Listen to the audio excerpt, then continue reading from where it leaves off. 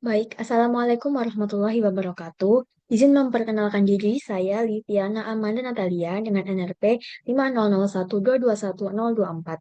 Di sini saya akan menjelaskan mengenai tugas optimasi yang sudah diberikan.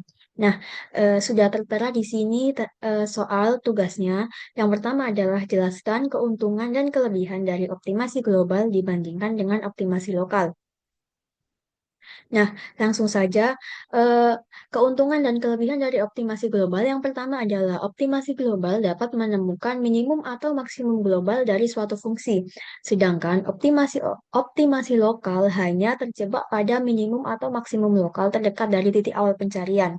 Yang kedua, optimasi global seperti Monte Carlo tidak bergantung pada pemilihan titik awal pencarian, namun sebaliknya, metode optimasi lokal sangat sensitif terhadap titik awal dan dapat menghasilkan solusi yang berbeda untuk titik awal yang berbeda.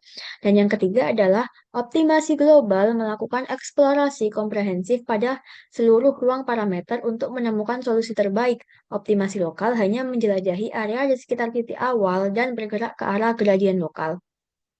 Lalu selanjutnya adalah metode optimasi global umumnya lebih tahan terhadap noise dan dalam data dan fungsi objektif yang tidak mulus, sedangkan optimasi lokal seringkali kesulitan konvergen pada fungsi dengan noise atau diskontinuitas. Yang terakhir adalah metode optimasi global tidak memerlukan turunan fungsi sehingga dapat menangani fungsi yang non-differentiable atau fungsi yang turunannya sulit dihitung. Nah, lanjut dengan soal nomor yang kedua adalah di sini sudah terdapat eh, data-data seperti J-true, M1, M2, dan omega nol. Nah, di sini tentukan invert model M1 dan M2 dengan dua cara, yaitu grid method dan Monte Carlo. Nah, setelah saya memasukkan kode dan menjalankan kodenya di MATLAB, saya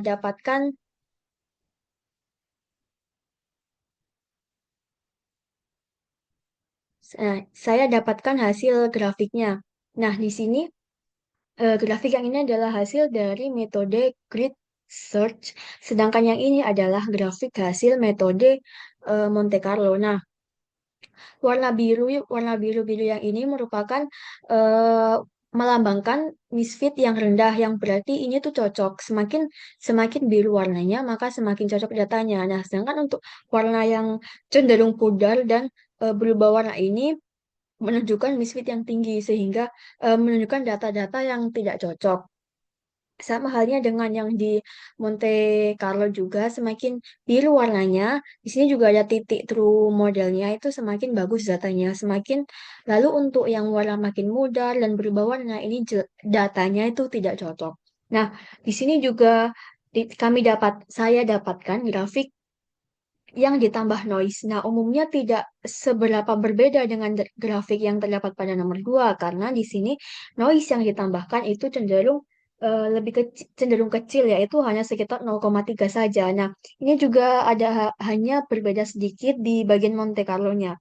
Nah, di sini juga didapatkan perbandingan model asli, estimasi dan data dengan noise di mana harusnya kalau misalkan di nomor 2 data yang tanpa noise itu hanya ada titik merah dan titik biru saja. Sedangkan karena di nomor 3 ditambahkan dengan noise, maka datanya akan berubah menjadi acak. Nah, ini adalah titik-titik data yang ditambahkan dengan noise.